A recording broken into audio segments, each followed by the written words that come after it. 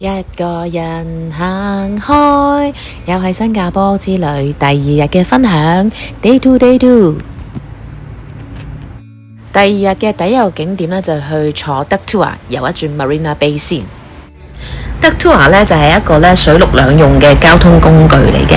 咁啊，陣間我哋就會見證到呢，佢由陸路呢轉水路嘅一個過程，亦都係成個景點裏面呢嘅其中一個賣點嚟嘅喎。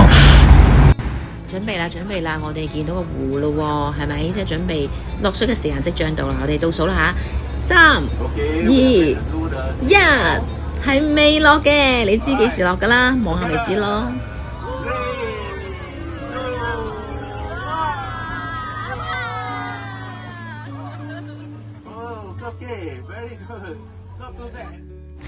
覺得 tour 咧係會沿路咧見到魚尾獅嘅喎，咁魚尾獅咧就比我想象中大條喎。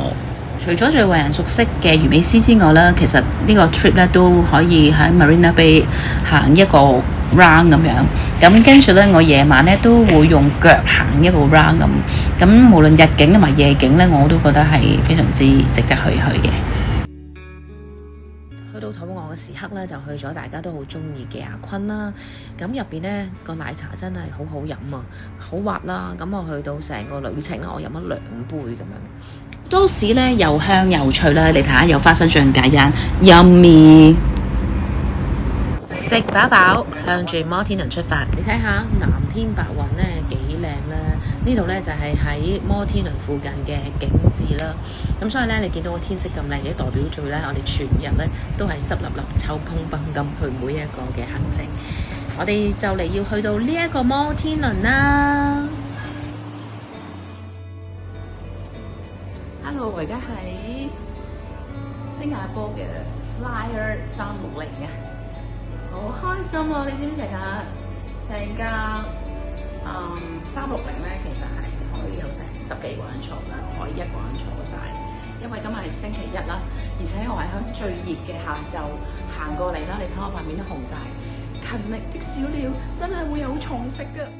咁我嘗試介紹一下啦。咁我哋而家呢，就係響個摩天輪裏邊呢，遠眺緊下面藍色嗰個地方，就係呢新加坡 F1 賽事嘅其中一段嘅賽道嚟嘅。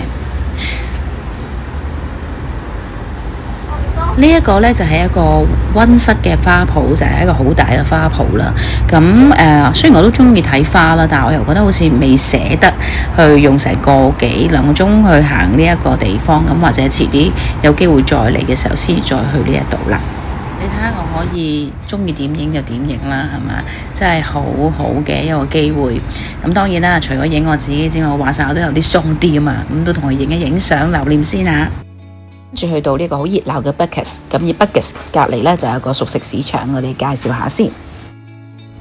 好啦，咁咧跟住呢，頭先食完嗰個都唔知係咪印度，我都唔知係咩國家，咁但係好好食咯，酸酸甜甜嗰張，咁亦都係香港會食到，或者我都唔識去帶啦咁樣。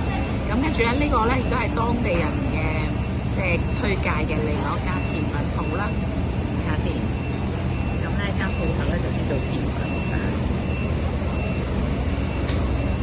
喺 Buckets 嘅嗰個即係 Hawker Market 嗰度啦。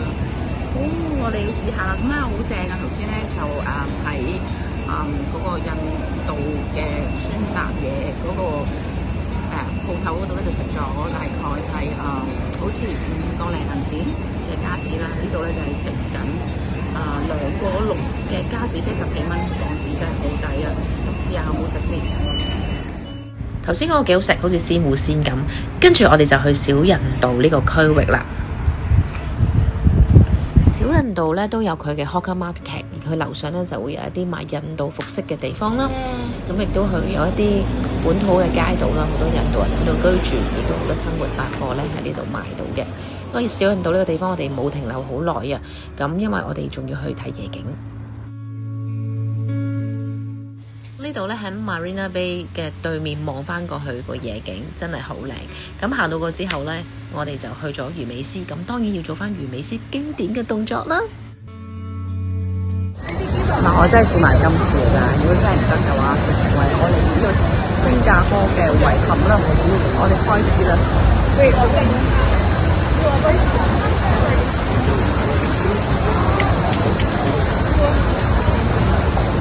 實係好考腰力啦，同埋咧，我發覺咧嗰個技巧就係要昂高啲先至得嘅。咁睇下呢個理論究竟係可唔可以成功先？去到嗰度點會只係得魚尾獅呢？咁仲有其他夜景都好值得欣賞嘅。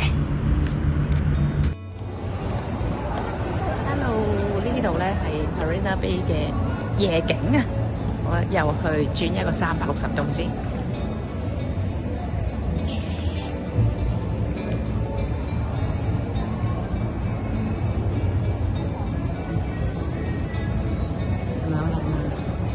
其實日頭都有嚟過，不過冇嚟呢邊。今日咧都去咗唔同嘅景點啦，咁咧都係時候要翻屋企唞唞啦。咁咧呢一個咧就係我嘅歸程，好驚自己會飛咗啲巴士站。好，下次再同大家分享第3日嘅旅程。